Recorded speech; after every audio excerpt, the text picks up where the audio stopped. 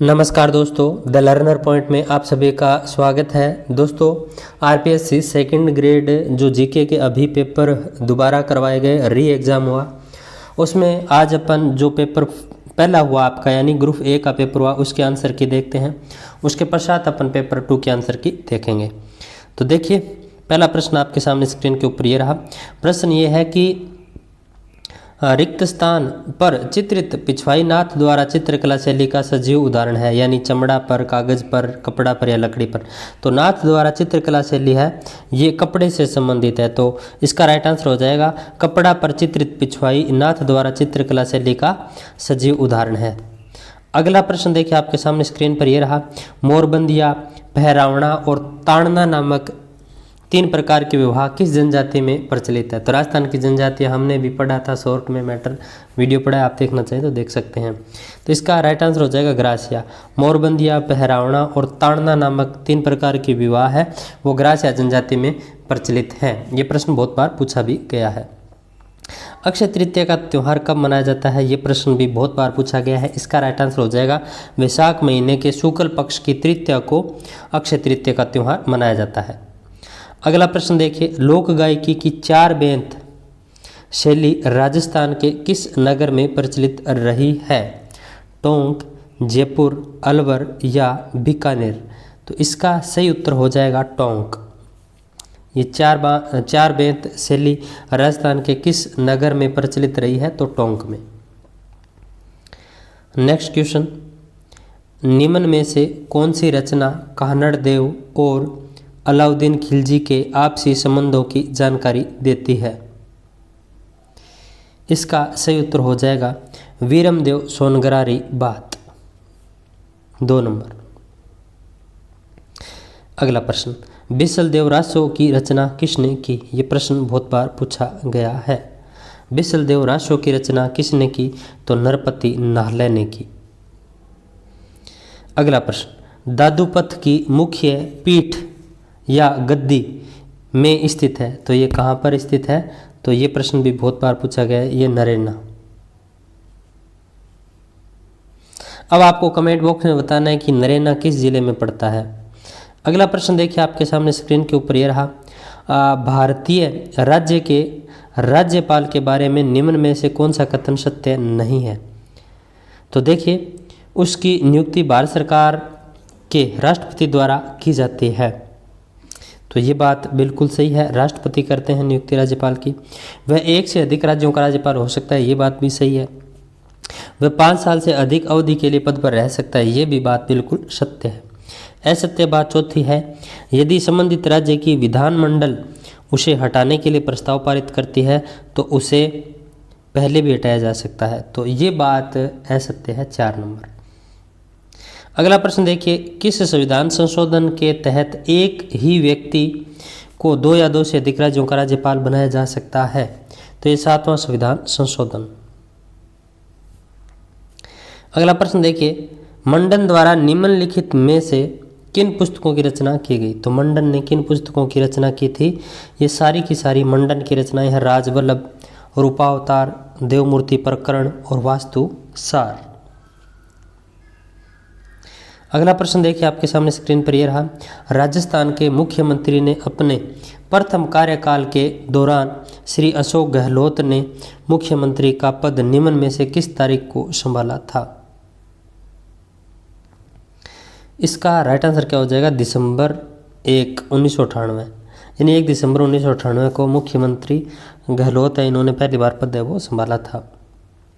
फिर देखिए, राजस्थान की 15वीं विधानसभा में अनुसूचित जाति और अनुसूचित जनजाति के लिए आरक्षित निर्वाचन क्षेत्रों में से कितने में महिला सदस्य निर्वाचित हुई है? इसका राइट आंसर हो जाएगा 4 नंबर, 8 अनुसूचित जाति से और 3 अनुसूचित जनजाति से।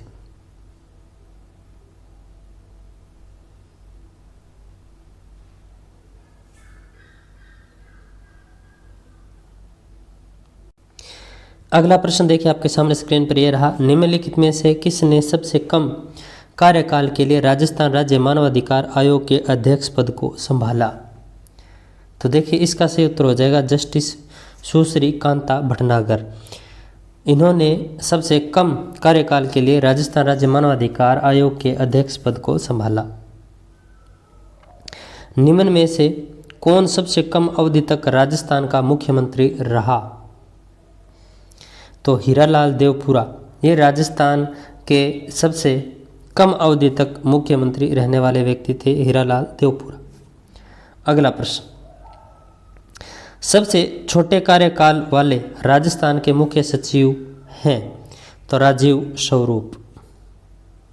अगला प्रश्न, पंचायती राज अधिनियम 1994 की धारा 14 के अनुसार 4 लाख की जनसंख्या वाली जिला परिषद में कितने सदस्य निर्वाचित होंगे?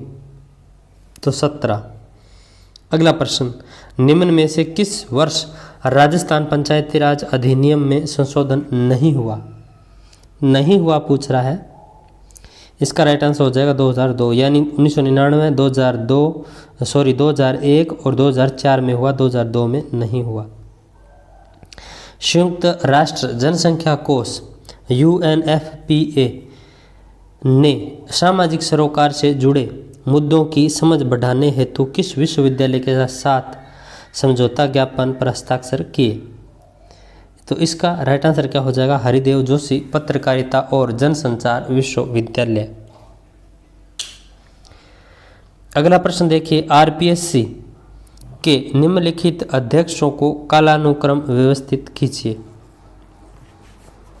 तो इनको कालानुक्रम व्यवस्थित करना है, तो इसका राइट आंसर क्या हो जाएगा? 19 का 2 नंबर, ACBD, यानी डॉक्टर BL रावत, फिर राम सिंह चौहान, फिर दीनदयाल और फिर डॉक्टर SS टोंक। निम्नलिखित में से कौन सा कार्यक्रम राजस्थान के सरकारी स्कूलों में माध्यमिक परीक्षा उत्तीर्ण करने वाले छात्रों को उनके करियर लक्ष्यों को पूरा करने के लिए उपयुक्त विशेषज्ञों का चयन करने में मदद करने के लिए शुरू किया जा रहा है? इसका राइट आंसर हो जाएगा डायल फ्यूचर। फिर देखिए 2023 में जल जीवन मिशन कनेक्शन में राजस्थान का क्या स्थान है? तो 12वां। राज्य के निम्नलिखित में से कौन से जिलों में स्थित धार्मिक स्थलों में धार्मिक पर्यटन को बढ़ावा देने के लिए हाल ही में राजस्थान सरकार ने 13.48 करोड़ की धनराशि स्वीकृत की है? तो कहाँ के धार्मिक स्थलों और पर्यटकों को बढ़ावा देने के लिए राशि स्वीकृत की गई है? तो 22 का राइट आंसर हो जाएगा 1, नागौर, जैसलमेर और अलवर।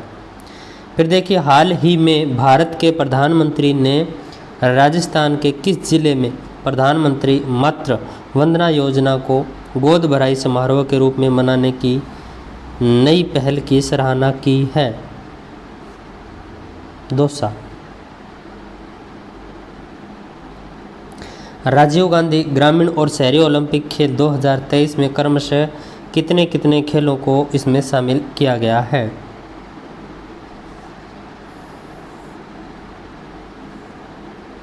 सात।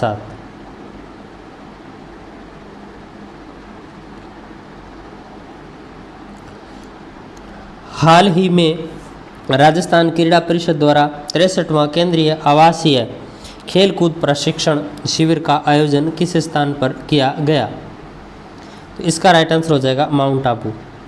अगला देखिए, हाल ही में दिल्ली में आयोजित हुई 11वीं भारतीय ओपन चैंपियनशिप में राजस्थान की अनुया प्रसाद ने 10 metre air pistol deaf woman category में कौन सा मेडल जीता?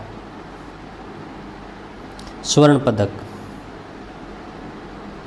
हाल ही में नई दिल्ली में आयोजित 66वें नेशनल स्कूल गेम्स में राजस्थान के प्रणय चौरड़िया और युक्ति हर्ष ने व्यक्तिगत स्वर्ण पदक जीते हैं। उन्होंने ये पदक किस खेल में जीते हैं?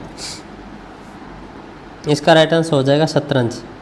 अगला देखिए, राजस्थान सरकार ने असंगठित क्षेत्र के पंजीकृत सक्रिय श्रमिकों एवं स्ट्रीट वेंडर्स को किस योजना के तहत आर्थिक राहत पहुंचाने का बड़ा निर्णय लिया है? 28 का 3 हो जाएगा चिरंजीवी श्रमिक सबल योजना। फिर देखिए 29, दबाव पेटियों के मौसमी स्थानांतरण के कारण पछुआ पौने तो इसका राइट आंसर क्या हो जाएगा, गर्मियों में ध्रुवों की ओर और सर्दियों में विषुवत की ओर सरकती है। तो दबाव पेटियों के मौसमी स्थानांतरण के कारण पतवा पौने हैं वो गर्मियों में ध्रुवों की ओर चली जाती है, मतलब खिसक जाती है, और फिर सर्दियों में विषुवत रेखा की ओर सरकती है। पृथ्वी दिवस कब मनाया जाता है, तो 22 अप्रैल को पृथ्वी दिवस मनाया जाता है, बहुत बार प्रश्न आया है। निम्नलिखित में से किस देश का 2023 में जनसंख्या घनत्व न्यूनतम था, ऑस्ट्रेलिया। अगला देखिए, युवा विश्व युवा रिपोर्ट 2005 के अनुसार निम्नलिखित में से कौन सा युवा जीवन पर वैश्वीकरण का प्रभाव नहीं है, तो वस्तुओं की सर्व उपलब्धता ये नहीं है, बाकी सारे हैं। नीचे दिए गए कूटों की सहायता से सही युग्म का चयन कीजिए। तो ए और सी सही है। प्रशांत महासागर के निकट है कोरेल सागर, और आर्कटिक महासागर के किनारे है कारा सागर, सीमावर्ती नगर, ठीक है। ये असुमेलित है, बी और डी, ठीक है। नर्मदा और ताप्ती की घाटियों के मध्य कौन सी श्रेणी स्थित है, ये बहुत बार प्रश्न आया हुआ है। इसका राइट आंसर क्या हो जाएगा, 4 नंबर सतपुड़ा। 35 नंबर, अंडमान एवं निकोबार द्वीप समूह में अधिकांशतः किस प्रकार के वन पाए जाते हैं, तो इसका राइट आंसर हो जाएगा उष्णकटिबंधीय सदाबहार वन। इस युग्म को गलत युग्म चुनना है इसमें से, तो 36 का 4 नंबर ये गलत युग्म है, मोरान हुंगरी जन कोयला। बाकी ओलिया बेट तेल सही है, झरिया कोयला सही है, नाहरकटिया गैस सही है। मानसूनी वर्षा में क्षेत्रीय भिन्नता सहायक है, तो इसका राइट आंसर हो जाएगा विभिन्न प्रकार की फसलें उगाने में। फिर देखिए, कोंकण, कनारा और मलाबार उप प्रदेश हैं, तो इसका राइट आंसर क्या हो जाएगा, पश्चिमी तटीय मैदान के। अगला देखिए, निम्नलिखित में से कौन से बजट में सरकार ने घोषणा की कि भारत में कृषकों को उनकी उत्पादन लागत से कम 1.5 गुना न्यूनतम समर्थन मूल्य दिया जाएगा, तो इसका राइट आंसर क्या हो जाएगा, 1 नंबर संघीय बजट 2018-19। फिर देखिए, भारत में निम्न में से कौन सी संस्था भारतीय निर्यातकों और बैंकों को निर्यात शाखा बीमा सेवाएं प्रदान करती है, निर्यात साख गारंटी निगम। राष्ट्रीय रसद नीति 2022 के लक्ष्यों के संदर्भ में निम्नलिखित में से कौन सा कथन सही है, तो वर्ष 2030 तक भारत में लॉजिस्टिक्स की लागत को घटाकर वैश्विक बेंचमार्क के करीब लाना, वर्ष 2030 तक लॉजिस्टिक परफॉर्मेंस इंडेक्स के सर्वोच्च 25 देशों में भारत को लाना। इसका राइट आंसर क्या हो जाएगा, 3 नंबर, ए और बी दोनों सही है। भारत में सूक्ष्म, लघु और मध्यम उपकरणों के कागज विहीन व शून्य लागत पर रजिस्ट्रेशन के लिए निम्न में से कौन सा पोर्टल शुरू किया गया है, तो 42 का राइट आंसर क्या हो जाएगा। अगला प्रश्न देखिए, भारत शासन अधिनियम 1935 के तहत महासंघ में अवशिष्ट शक्तियां दी गई, तो इसका सही उत्तर क्या हो जाएगा, गवर्नर जनरल को। अगला प्रश्न देखिए, आपके सामने स्क्रीन पर यह रहा, भारत सरकार अधिनियम 1919 के तहत भारतीय जनसंख्या के किस वर्ग को वोट देने का अधिकार दिया गया था, तो देखिए इसका राइट आंसर 3 नंबर हो जाएगा, केवल वे पुरुष जो कुछ निश्चित संपत्ति और शैक्षणिक योग्यताएं पूरी करते हों। अगला प्रश्न, भारत में प्रेस की स्वतंत्रता है, तो देखिए अभिव्यक्ति के स्वतंत्रता के अधिकार के तहत भारत में प्रेस की स्वतंत्रता निहित है।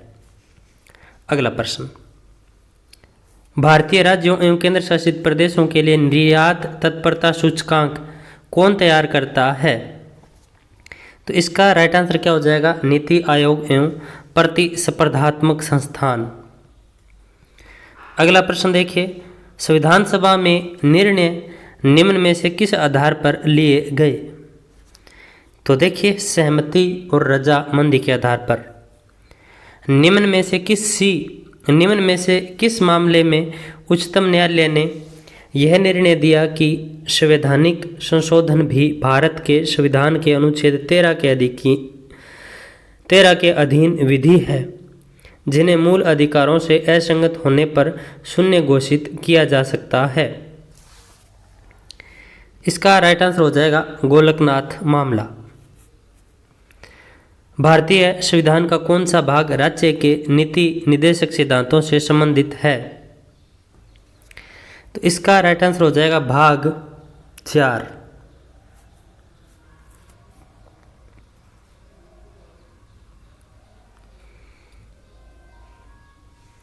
भारत में राष्ट्रपति के निर्वाचन के लिए कौन सी पद्धति को अपनाया गया है? तो अप्रत्यक्ष निर्वाचन। अगला प्रश्न देखिए, संविधान सभा के सदस्यों को निम्न में से किसने प्रत्यक्ष रूप से निर्वाचित किया? तो इसका राइट आंसर हो जाएगा प्रांतों की विधानसभा ने। 2019 के आम चुनाव में राष्ट्रीय राजनीतिक दलों के प्रत्याशी कुल कितने स्थानों पर विजयी हुए? तो इसका राइट आंसर हो जाएगा 397। CII और FICCI है, तो ये क्या है? तो ये है दबाव समूह। किस ऐतिहासिक दिन भारत और चीन के बीच पंचशील समझौते पर हस्ताक्षर हुए? तो वो कौन सा ऐतिहासिक दिन था जिस दिन भारत और चीन के बीच पंचशील समझौते पर हस्ताक्षर हुए? तो 29 अप्रैल 1954। अगला प्रश्न, पुस्तक प्रसिद्ध पुस्तक ट्वाइलाइन इन चाइना किसके द्वारा लिखी गई? तो इसका राइट आंसर हो जाएगा KPS मेनन के द्वारा। निम्नलिखित में से कौन संयुक्त राष्ट्र संघ महासभा की अध्यक्ष बनने वाली पहली महिला थी? तो 56 का राइट आंसर हो जाएगा 3 विजयलक्ष्मी पंडित।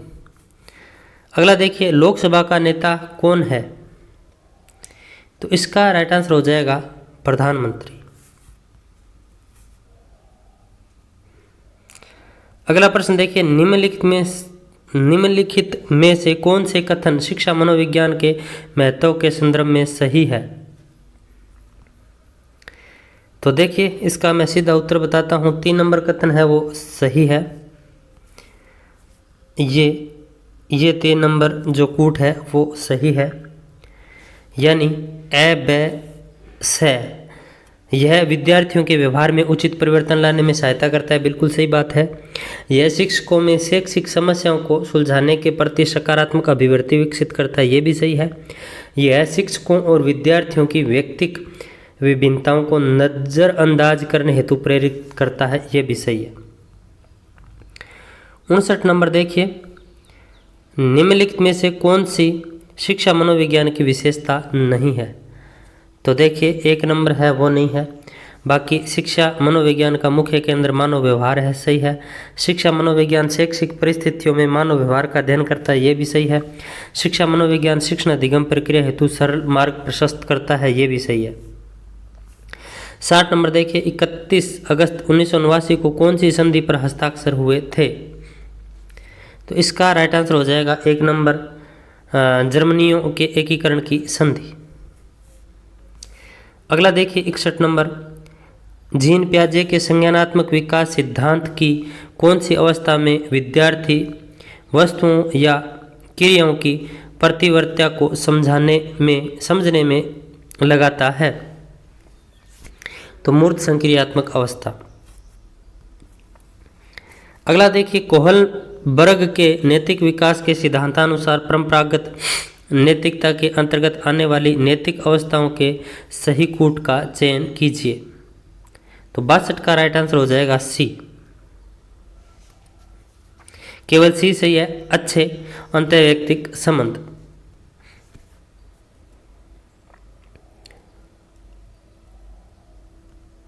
अगला देखिए, अधिगमकर्ता के विकास के संदर्भ में निम्नलिखित में से कौन सा कथन सही है? तो 63 का राइट आंसर मैं बता देता हूँ आपको, 2 नंबर हो जाएगा। विकास पूर्वानुमानित है, सही है। विकास अंश से संपूर्ण की ओर बढ़ता है, ये भी सही है। विकास रेखीय पथ पर आगे बढ़ता है, नहीं। विकास लाइनर नहीं होता है, यानी विकास रेखीय नहीं होता है, विकास वर्तुलाकार होता है, यानी स्पाइरल होता है, स्प्रिंग की तरह चलता है। विकास के सभी आयाम समन्वित होते हैं। तो इसका राइट आंसर हो जाएगा ए और डी, ये दो सही है।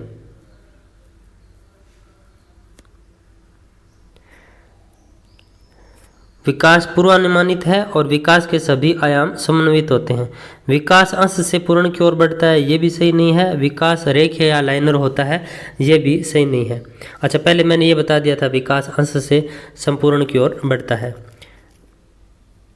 तो इसका राइट आंसर हो जाएगा ए और डी, यानी 2 नंबर ऑप्शन। अगला देखिए, बांडुरा के अनुसार लोग बार बार दंड प्राप्त करने वाले मॉडल की बजाय उस मॉडल को चुनना अधिक पसंद करते हैं जो अच्छे परिणाम देने में प्रवीण हो। इस कथन में अवलोकनात्मक अधिगम की कौन सी प्रतिक्रिया सम्मिलित है? तो 64 का राइट आंसर हो जाएगा अवधानात्मक।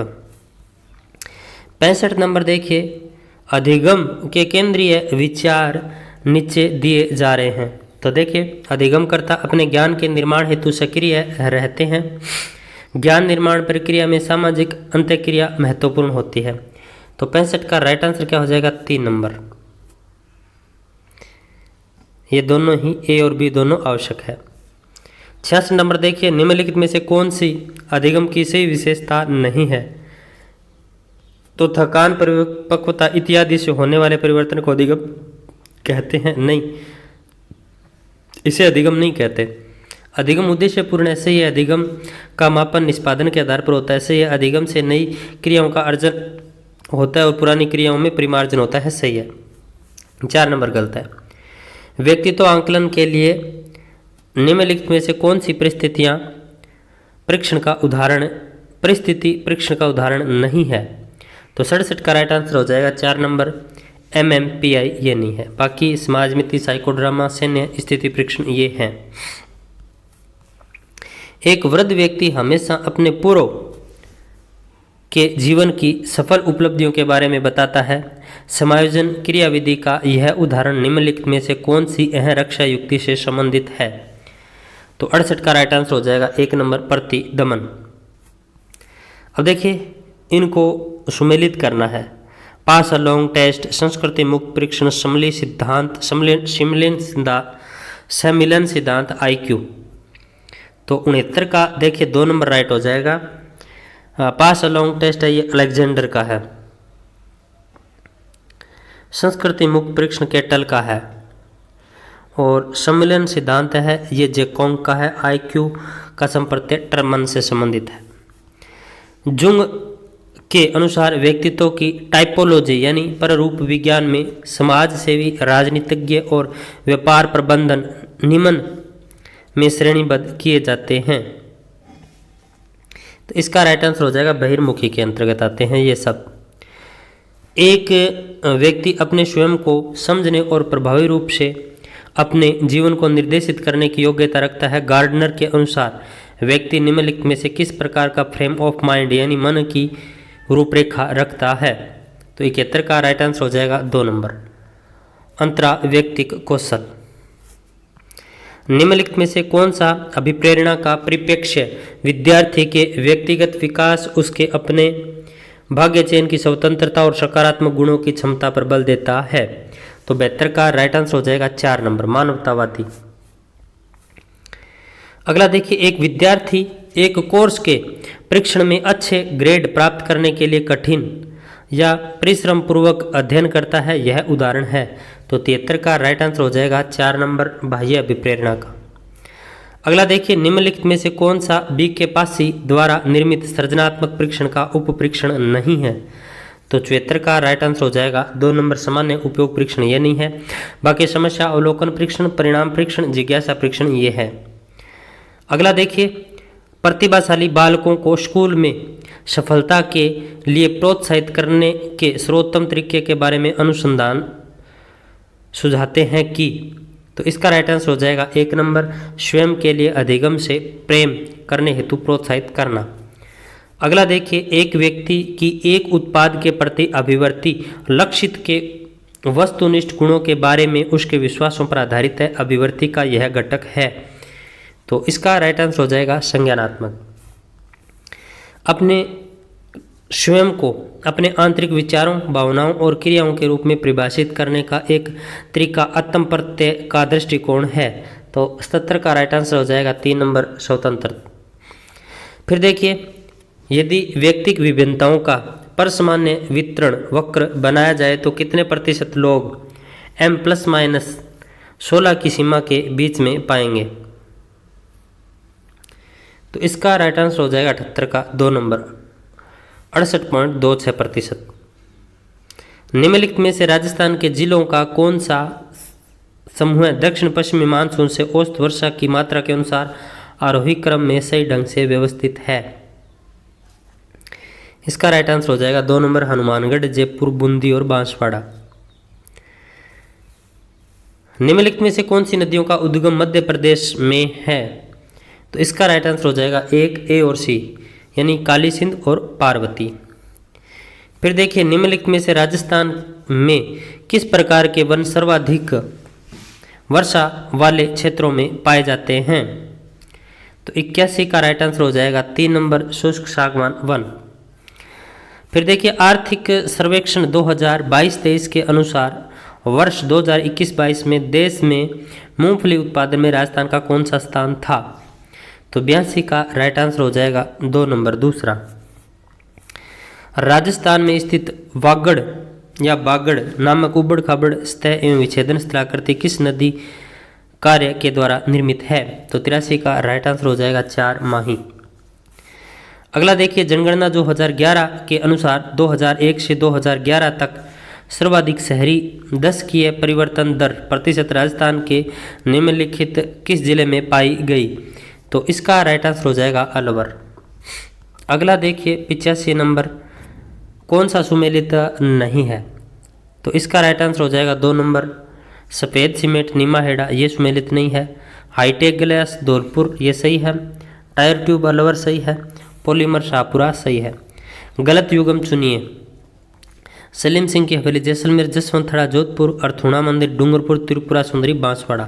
तो 86 का राइट आंसर 3 नंबर हो जाएगा अर्थुणा मंदिर डूंगरपुर, ये सही सुमेलित नहीं है। उन जिलों के समूह का चयन कीजिए जहां 2011 की जनगणना के अनुसार कुल जनसंख्या में अनुसूचित जनजाति की जनसंख्या का प्रतिशत 60% से अधिक था। तो 87 का राइट आंसर हो जाएगा 2 नंबर बांसवाड़ा, डूंगरपुर तथा प्रतापगढ़। अगला देखिए 88 नंबर, खेरी तथा लोही नस्लें हैं। खेरी तथा लोही नस्लें हैं, तो इसका राइट आंसर हो जाएगा क्रमशः भेड़ तथा बकरी की। अगला देखिए, किस अभिलेख में प्रतिहारों को सौमित्र लक्ष्मण से उद्भूत हुआ कहा गया है? तो इसका राइट आंसर हो जाएगा ग्वालियर अभिलेख। फिर देखिए, ललित विग्रह राज नाटक का लेखक सोमदेव किस चौहान शासक का राजकवि था? तो इसका राइट आंसर हो जाएगा विग्रहराज चतुर्थ। सुल्तान अलाउद्दीन खिलजी का सेनापति जो रणथंभौर के किले की घेराबंदी के समय मारा गया था, वो कौन था? तो इसका राइट आंसर हो जाएगा नुसरत खां। अगला देखिए, किस इतिहासकार ने हल्दी घाटी के युद्ध को गोगुंदा के युद्ध के नाम से पुकारा? तो 92 का राइट आंसर हो जाएगा अब्दुल कादिर बदायूनी। 1857 के स्वतंत्रता संघर्ष के समय मेवाड़ का पॉलिटिकल एजेंट कौन था? तो इसका राइट आंसर हो जाएगा मेजर सावर्स। फिर देखिए, निम्नलिखित में से किस पुरास्थल के निवासी वस्त्र बुनाई की तकनीक से परिचित थे? तो 94 का राइट आंसर हो जाएगा 3 नंबर विराट। चांदकरण शारदा और हरविलास शारदा राजस्थान में किस संस्था से संबंधित थे? तो 95 का राइट आंसर हो जाएगा 2 आर्य समाज। फिर देखिए, 1911 एवं 1912 ईस्वी में गोविंद गुरु की गतिविधियों का केंद्र था। तो 96 का राइट आंसर हो जाएगा 3 नंबर बेड़सा। फिर देखिए, मत्स्य संघ का वृहद राजस्थान में विलय कब हुआ? तो 97 का राइट आंसर हो जाएगा 1 नंबर 15 मई 1949। फिर देखिए, निम्नलिखित में से कौन सा दुर्ग कोसवर्धन दुर्ग के नाम से जाना जाता है? 98 का राइट आंसर हो जाएगा 2 शेरगढ़। अगला देखिए, लोक देवता हरबू जी का मंदिर कहाँ स्थित है? तो 99 का राइट आंसर हो जाएगा 4 नंबर बेंगटी। फिर देखिए 1942 में किस सत्याग्रही की जोधपुर जेल में भूख हड़ताल के दौरान मृत्यु हो गई? तो इसका राइट आंसर हो जाएगा बाल मुकुंद बिरसा। तो ये था दोस्तों ए ग्रुप का पेपर जो हमने कंप्लीट हल कर लिया है। आई होप आपको अच्छा लगा होगा। वीडियो अच्छा लगा तो लाइक करना, अपने दोस्तों में शेयर जरूर करना।